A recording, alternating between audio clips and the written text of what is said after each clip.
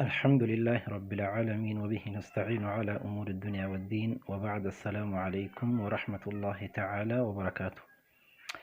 مي بليان قيا قصة بريدو سينا قبابدو تكو جيلالا سينان تون بيا أمريكا دا خيستي شيتيج تكو صوني في دعوة قدو جرو قربان تكو دعواتنا جدون مرسيسي مال جئيني قرباتكو خني في أسجرو moggaa isaa jiru tokkotti akeekee gurbaa kana shahaadaa qabsiisii jeem islaamummaa haaseenu. Duba gurbaan kun nama keessaa ka'ee as bahee shayticha kanatti hoggaa dhufu shaytichi kun ajaa'ibatti tahee duba takbiirtaa godhee maal jee gaafate, maaltu amantii tana akka seentu si jaalachiisee maaltu sababa sii tahee jennaani gurbaan kun maal jeeni, ani kuni nama kaampaanii qabu jeen. Horii hedduun qaba, qabeenyaa hedduun qaba, garuu ammoo takkaatu gammadee hin beeku, waan gammachuu jaan takkaatu harkee hin beeku jee. Mucaa gurbaa muslimaa tokko hojjetaa tokkotu jira jee kana bira hojjetu. Mucaan kun dalagaan isaallee waadilasii miti, damoozni inni baatitti harkatus waadilasii miti, garuu akkasuma wajjiinu nama yeroo hunda gammachuu qabu, nama yeroo hunda bashaasha, nama niifi gammachuun fuularraa mul'atu jee duba. Duba gurbaa kana bira dhaqeetiin maaliin jeen aniin kun kaniin qabeenya guddaa kana qabu wakkanatti hin gammadu, ati maaltu akkana si gammachiisa, iccitiin gammachuu teetii maali jeetiin gaafadhee jee.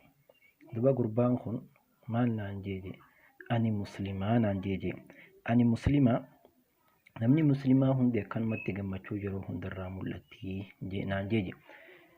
Kun akkamitti tahuu dandahee jennaan حديثة وكخني في الجمال ربي عليه الصلاة والسلام ودي ستي مالجي عجبا لأمر المؤمن إن أمره كله خير وأمر مؤمنات وما عجائب وما عجائباتي أمر إنسان دنو والنساء دنو خيري لا يوني في وني جمتشو لا إساتويت والنساء جمتشيس يو أركته ربي ساتي بغلتها قلشا يو أمورك كونت كيساتويت أوبسيت أكاسيتي ونهن دي إساء خيري تاتي خجو حديثة دوكو إرقما ربي تهمد إرقما ربي عليه الصلاة والسلام أكنا جئي نبرسيسي جئي قربا خنتيم دوبا قربان كمال جيني إيقا كنا تاتي أن اللي أمنتيتي سنتنا سينون بربادا جين دوبا أكاسيتي دوبا قربان كن أمنتيتنا سيني جيتو لا نمني قمتشو يو برباتي معصيانو سونتهين والربي نتأجج دلقو داني gammachuu harkataa jechuudha. Duuba gurbaan kun hoggaanii fi shahaadaa tana qabatee jee boohee duuba. Hoggaanni akkana boohu garii namaa firootansaa ni obsisiifna ni jajjabeessina jaanii hoggaa isaan tasfiigan shaytichi maal jeeni dhiisaamee haa boohu jeen.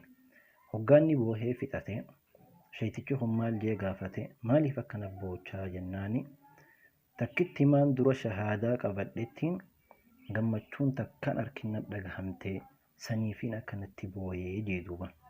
Yaa nama muslimaa bakki gammachuu itti barbaadan waan lubbuun itti si ajajje feffeetee lubbuudha maasiyaa dalaguudhaan osoo hin ta'in waan khayriidhaa dalaguudhaan qur'aana qara'uun zikriilee adda addaa godhuudhaan waan rabbii namarraa jaalatu dalaguudhaani gammachuun argamti malee maasiyaa dalaguudhaani miti. Ammas qabeenya hedduu qabaachuuni miti.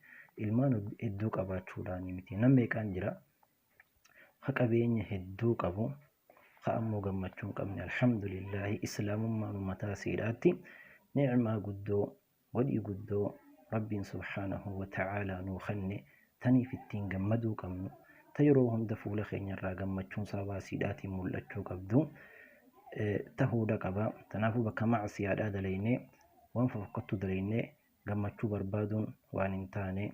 Assalaamu alaykum wa rahmatullahi ta'aalaa wa barakaatuh.